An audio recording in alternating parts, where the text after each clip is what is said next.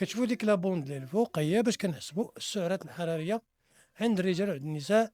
كنديروا الوزن بالكيلوغرام كنضربوه في 10 وكنزيدوا عليه الضرب ديال الطول في 6.25 وكنقصوا منه 5 فوا يعني مضروبة في العمر بالسنوات زائد 5 بالنسبة للرجال. بالنسبة للنساء هادشي كله ولكن كنديرو في التالي ناقص 161 بالنسبة للنساء. هادو هما السعرات اللي كنحتاجو في النهار. السعرات الحرارية شكون هي كميات الطاقة اللي كاينة الأصدقاء في الطعام والشراب اللي تنشربو واللي كيحتاجها الجسم باش يقوم بالوظائف ديالو اليومية، يعني من حركة من تنفس من هضم إلى غير ذلك. شكون هي السعرات؟ اش كتعني هاد السعرات هادو؟ الطعام اللي كيحتوي واحد الطاقة كنقيسوها بلي كالوري أو السعرات. هاد الجسم كيحرق هاد السعرات باش كيعطينا الطاقة. اوكي.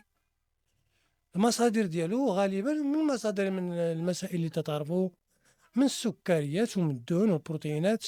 إلا بغينا نعبروا السعرات كنتم تعرفوا غرام ديال السكر كيعطينا 4 سعرات حرارية. البروتين غرام ديالو كيعطينا 4 سعرات أيضا. ولكن الدهون غرام ديالو كيعطينا 9 سعرات. يعني باش تعرفوا أن الدهون هي الأكثر طاقة، سورتو الدهون الزوينة. مثال بسيط، نعطيكم واحد المثال بسيط.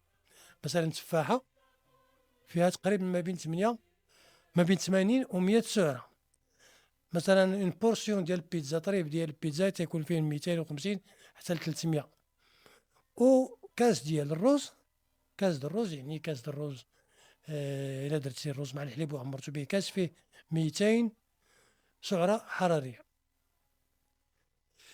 اللي كما قلت لكم قبيلات إلا خديتو السعرات أكثر مما كيحتاج الجسم تعطي هاد الشيء زيادة في الوزن، وإلا خديتو أقل كيعطي انخفاض في الوزن. إذن خص يكون هناك إيكيليبر ديال السعرات باش ما يكون لا زيادة لا نقصان.